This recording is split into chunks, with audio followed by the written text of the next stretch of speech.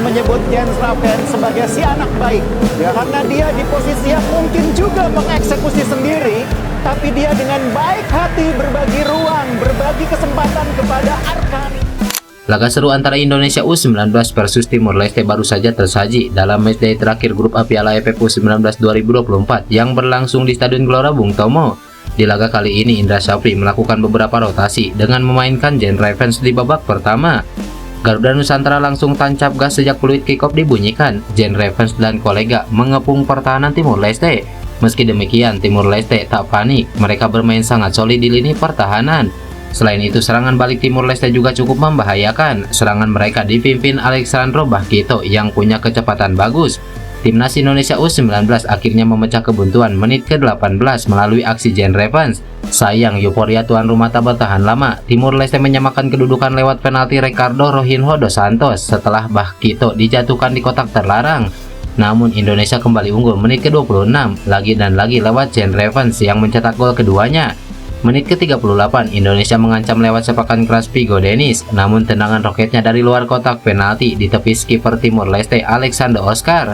Jelang turun minum, Figo Dennis menambah keunggulan timnas Indonesia U19. Pada awal babak kedua, Indonesia makin menggila.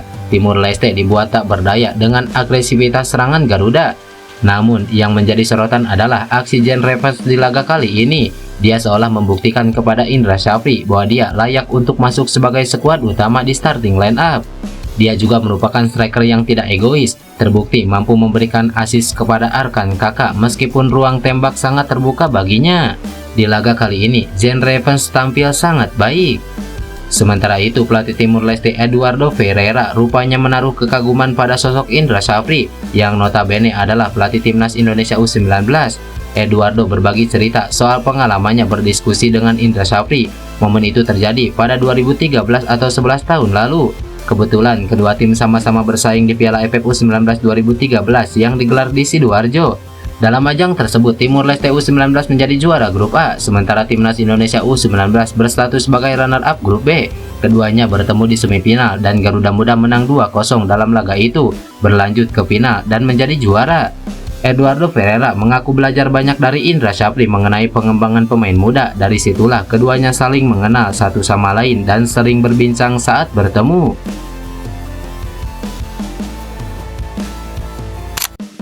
Meski berstatus anak baru, calon pemain timnas Indonesia langsung dibawa klubnya TC ke Jerman. Kabar baik datang dari pemain timnas Indonesia U20 Tim Gayfens.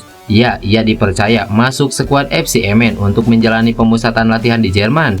Dilansir dari laman resmi klub, Tim Gayfens menjadi salah satu nama dari 26 pemain yang dibawa ke Jerman untuk menjalani pemusatan latihan. Dalam pemusatan latihan di Jerman tersebut, FC Emmen dijadwalkan akan menjalani 2 laga uji coba melawan klub kasta ketiga Liga Jerman. Sebelum pemusatan latihan di Jerman ini, Tim Gayfens sendiri sudah tampil bagi FC Emmen di laga uji coba melawan tim-tim Belanda.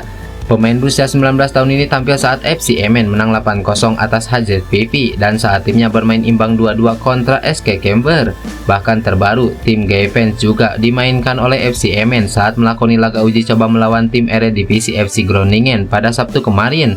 Banyaknya menit bermain serta dimasukkan namanya dalam daftar pemain untuk pramusim di Jerman tersebut membuat Tim Gayfens berpotensi besar masuk tim utama FC Emmen. Padahal dirinya sendiri bergabung dengan status pemain muda karena bergabung FC Emmen dari FC20 U21 secara gratis. Sejatinya Tim Gayfens belum sah menjadi warga negara Indonesia, kendati dirinya pernah bermain untuk timnas Indonesia U20. Ia tampil bagi timnas U20 di turnamen Thailand Cup. Pada ajang tersebut dirinya masih berstatus pemain seleksi. Usai tampil sebanyak 4 kali di turnamen tersebut, Indra Syafri selaku pelatih timnas Indonesia U20 merekomendasikan namanya untuk dinaturalisasi. Tim Gayfens akan dinaturalisasi bersama 2 pemain diaspora lainnya yang ikut seleksi di turnamen tersebut, yakni Mauresmo Hinoke dan Dion Maps. Hingga video ini dibuat, belum ada perkembangan mengenai proses naturalisasi Tim Gayfens serta 2 rekannya tersebut. Proses naturalisasi ketiganya disebutkan jauh dari kata tuntas karena masih dalam tahap pemberkasan di Kemenkumham. Pengakuan jujur mantan pelatih Malaysia lihat timnas Indonesia makin diperbincangkan dunia. Ini dia alasannya. Tak bisa dipungkiri jika saat ini timnas Indonesia mengalami perkembangan yang cukup signifikan. Perkembangan luar biasa yang ditunjukkan oleh timnas Indonesia ini dapat dilihat pada prestasi-prestasi yang telah berhasil mereka capai.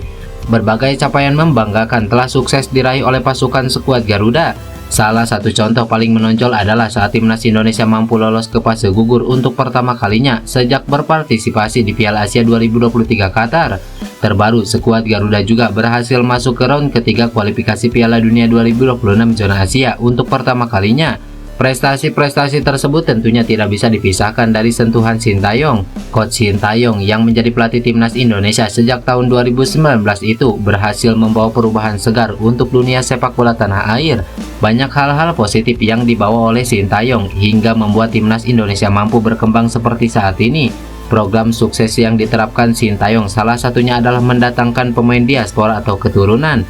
Dengan hadirnya para pemain keturunan ini, kualitas sepak bola tim Merah Putih juga ikut semakin membaik. Berkat inilah timnas Indonesia saat ini sering menjadi bahan perbincangan di kancah dunia, tak terkecuali di Malaysia. Bahkan saat ini skuad Garuda sudah mampu bersaing dengan tim-tim kuat di Asia.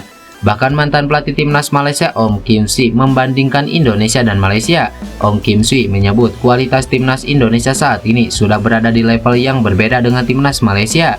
Menurutnya timnas Indonesia memiliki banyak pemain muda yang pastinya bakal menguntungkan mereka di jenjang senior nantinya. Pasukan timnas Indonesia senior maupun U23 mereka menunjukkan satu tahap yang berlainan, terutama pasukan timnas Indonesia yang bermain dengan banyak pemain-pemain yang muda. Jadi ini akan memberi jangka masa panjang untuk timnas Indonesia senior berada dalam satu level yang lebih tinggi, kata Ong Kim Sui.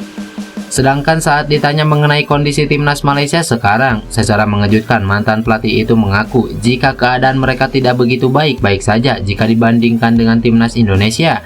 Menurut Ong Kim Sui, alasan timnas Malaysia sulit berkembang seperti skuad Garuda karena mereka memiliki isu-isu yang menghambat. Isu penghambat timnas Malaysia tersebut yakni kurangnya dukungan klub-klub bola di sana terhadap tim nasionalnya.